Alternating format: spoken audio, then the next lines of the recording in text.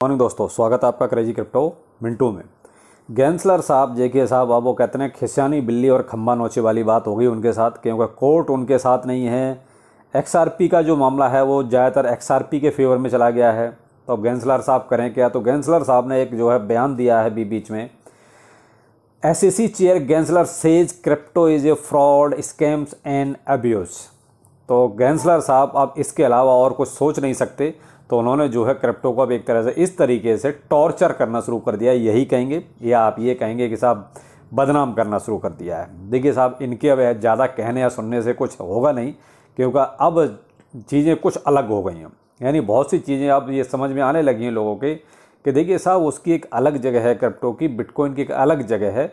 उसको आप इस तरीके से, वो कहते हैं कि अब्यूज़ नहीं कर सकते, आप इस तरीके से उसको साइड लाइन नहीं कर सकते। तो वो है कि SEC के साहब, अब ये गैंसलर साहब कहीं ना कहीं अब खिसिया रहे हैं और इसलिए अब ऐसा बोल रहे हैं। लेकिन इनको ये चीज़ अब सोचनी चाहिए, जब कोर्ट का मामला जब होता है और कोर्ट जब एक तरह से एक तरफा चला जाता है, तो फिर अपने आप को थोड़ा सा अपने आप को ही चेंज करना चाहिए। तो वो गैंसलर साहब शायद नहीं कर पा रहे हैं। मैंने आपसे पहले भी कहा है कि ये कहीं ना कहीं जो है पर्सनल हो गए हैं, बजाय इसके कि ये कम्युनिटी के बारे में सोचें, ये केवल शायद पर्सनल हो गए और इस वजह से इनको ये चीज़ें करनी पड़ रही हैं मजबूरी में। क्योंकि वो कहते हैं नाक का सवाल कि मैंने इतना सब कुछ किया और उसके बाद भी हासिल क्या हुआ?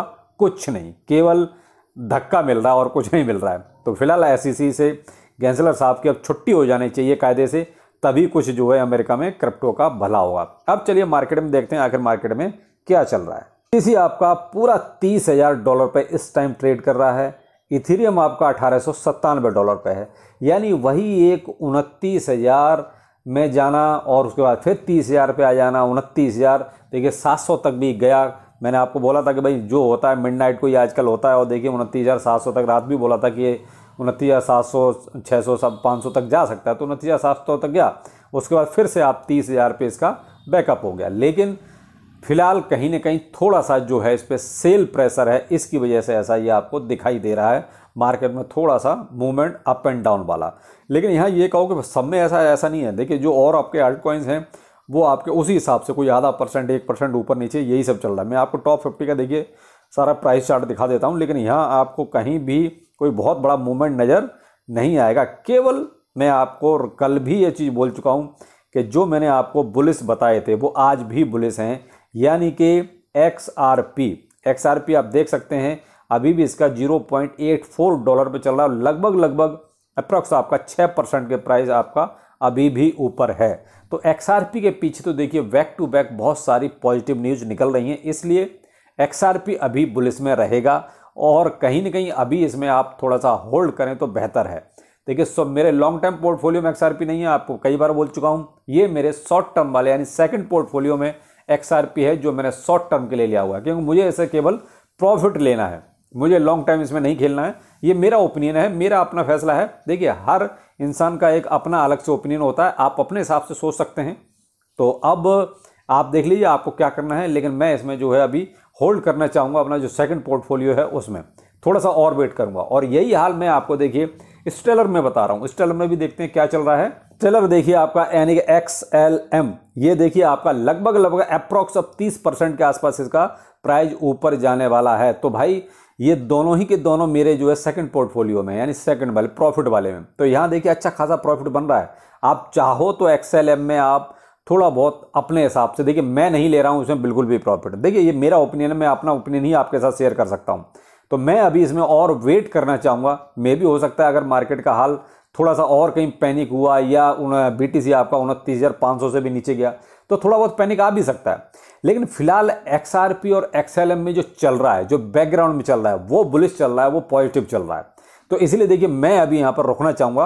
आप अपने हिसाब से सोच सकते हैं। अगर आप देखिए थोड़ा सा आपको वो कहते हैं हल्का सा डर तो लगता ही है, अगर आपके साथ ऐसी प्रॉब्लम है तो आप यहाँ पर 20-30% प्रॉफिट ले सकते हैं। आप उसके बाद जो बचता है उसको होल्ड कर सकते हैं। तो फिलहाल XLM में भी अच्छी चल रहा है और देखिए आप $0.17 के आसपास अभी इसका प्राइस ट्रेड कर रहा है और अभी थोड़ा सा इसमें और बुलिशनेस की मुझे उम्मीद है, इसीलिए मैं अपना सेकंड पोर्टफोलियो में इसको होल्ड करना चाह रहा हूं। तो आप अपने हिसाब से देखिए इस अपनी स्ट्रेटजीज में बना सकते हैं। बाकी और मार्केट में देखिए और कुछ भी अभी बहुत अच्छा नहीं चल रहा है। मार्केट एकदम as usual sideways movement में है। जहाँ अभी कोई भी आप देखिए, मैं आपको उसूल दिखा देता हूँ। डॉज कॉइन, हाँ डॉज कॉइन देख लेते हैं। डॉज कॉइन में देखिए कोई बहुत इंपैक्ट नहीं आया, केवल 1.5 से 2% के आसपास का इसका प्राइस आप ऊपर देख रहे हैं। अब इस डॉज कॉइन की बात मैं क्यों कर रहा हूँ, क्योंकि कल एक इलॉन मस्क का ट्वीट था, लेकिन वो डॉज से रिलेटेड ऐसा कुछ भी नहीं था उसमें। देखिए इलॉन का आजकल वो हो गया है कि वो तो ट्वीट कर देता है, लेकिन आजकल आप एक चीज़ और भी महसूस कर रहे हैं कि पहले इलॉन मस्क ट्वीट करता था तो देखिए उसका इम्पैक्ट आपको नज़र आता था, इम्पैक्ट काफ़ी अच्छा खासा, यानी जिसके ऊपर भी उसका ट्वीट आता उसका प्राइस अचानक से स्काई रॉकेट होता था। लेकिन आजकल देखिए जो ट्वीट आता है कोई प्राइस में इम्पैक्ट ज़्यादा नज़र नहीं आता। तो वही हाल देखिए डॉज कॉइन का है कि डॉज कॉइन में फ़िलहाल आप बहुत कुछ नहीं देख रहे, थोड़ा सा मामूली सा आप देख रहे हैं, केवल 2% के आसपास प्राइस अप हुआ। तो ये तो नॉर्मली भी हो सकता है, ये इलॉन मस्क के ट्वीट का कोई इम्पैक्ट नहीं है, और सही मायने में देखा जाए तो वो ट्वीट डॉज कॉइन के लिए था भी नहीं। मैं आपको वो ट्वीट दिखा देता हूँ, देखिए ये है, ये ट्वीट है साहब इलॉन मस्क का। अब यहाँ कुछ ऐसा तो खास लिख नहीं रहा, ये तो उन्होंने जो है डॉज FTW, अब यहाँ ये आप 3 पोर्शन में देख रहे हैं। सबसे नीचे वाले पोर्शन में आप देखिए डॉज है, एक कुत्ता बना हुआ है, डू से लिखा हुआ है, स्कूबी डू। तो ये सब क्या है, अब इससे तो कुछ ज़्यादा इम्पैक्ट क्या आएगा। कोई अगर स्पेशली कुछ डॉज के बारे में कुछ कहीं पार्टनरशिप, इंटीग्रेशन या पेमेंट सिस्टम का कुछ कहीं होता तो मे भी कुछ इम्पैक्ट नज़र आता। इससे देखिए मैं आपको वही कहा ना, मैं इसके डॉज से रिलेटेड कुछ भी नहीं है, लेकिन क्या है क्रिप्टो करेंसी से हमेशा जो है बड़े लोगों का ट्वीट जोड़ दिया जाता है कि शायद उसका इम्पैक्ट उस पर आएगा। तो देखिए यहाँ आपके सामने है, उससे कोई बहुत बड़ा फर्क ना है ना दिखाई दे रहा है, और होगा भी नहीं। यहाँ देखिए रिपल को लेके मैंने आपको सुना बुलिश। अब यहाँ देखिए अमेरिका के 4000 बैंक कहीं न कहीं पार्टनरशिप करना चाहते हैं रिपल के साथ, और XRP को फैसिलिटेड पेमेंट के तौर पे इसको एक तरह से यूज करना चाहते हैं। तो ये क्या है कि कहीं ना कहीं बुलिश न्यूज़ चल रही है, और यही चीज़ XLM के साथ भी चल रही है। आप देख रहे हैं XLM भी काफ़ी अभी बुलिश चल रहा है। तो यहाँ ये दोनों के दोनों अच्छे खासे वो कहते हैं पॉजिटिव न्यूज निकली। मैंने आपको जापान से भी बताया था कि वहाँ 47 बैंक जो है ऑलरेडी वहाँ एक तरह से उनको परमिशन मिल चुकी है कि आप XRP को यूज कर सकते हो। ऐसे ही 4000 बैंक अमेरिका के भी चाहते हैं, लेकिन फिलहाल क्या है कि SEC गैंसलर साहब कहीं थोड़ा सा बीच में अपनी टांग अड़ा के बैठे हुए हैं, तो शायद अभी तो ये परमिशन ना मिले, लेकिन देखिए परमिशन मिल जाएगी, यहाँ तक उम्मीद है, क्योंकि कोर्ट के ज़्यादातर फैसले XRP के फेवर में हो रहे हैं।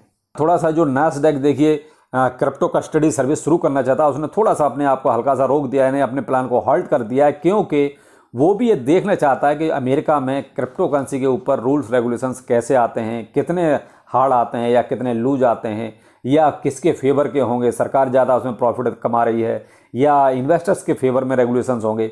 तो फिलहाल इसलिए अपने प्लान को थोड़ा सा नास्डैक ने होल्ड कर दिया है, थोड़ा सा भी टाल दिया है। लेकिन ये कहोगे वो यहाँ से एग्जिट हो गया है, ऐसा नहीं है, वो क्रिप्टो में नास्डैक आएगा जरूर। तो फिलहाल तो थोड़ा सा वेट एंड वॉच वाली स्थिति में। एक और न्यूज है, California legislature is proposing the digital finance asset law. This would require having a license for any sort of Bitcoin related business activity and would impose, भाई साहब बहुत बड़ी, यानी $1 लाख का fine for those who acted without one. यानी यहाँ इन्होंने एक लॉ ऐसा है कि डिजिटल लॉ एक तरह से पास किया है कि भाई आपको अगर कोई भी क्रिप्टो में काम करना है, कोई भी अपना ट्रेड करना है, जो भी करना है, तो आपको वहाँ उस संस्था को लाइसेंस लेना पड़ेगा। तो कोई तो प्रॉब्लम नहीं है भाई, आपको अगर काम करना है, आप कहीं भी कोई काम करना चाहते हैं, तो आपको परमिशन से या लाइसेंस जो भी हैं वहाँ के हिसाब से आपको वो चीज़ माननी पड़ेगी। तो वो आप ले लीजिए जो भी वहाँ की संस्थाएं हैं, और आप नहीं करेंगे तो ये फाइन तो फिर पक्का होना ही है, कहीं भी होंगे तो भी फाइन होगा। तो यहाँ कुल मिला के ठीक है, ये भी एक पॉजिटिव चीज़ है, कम से कम रेगुलेशंस के हिसाब से आप काम कीजिए तो कोई प्रॉब्लम कभी भी नहीं आएगी।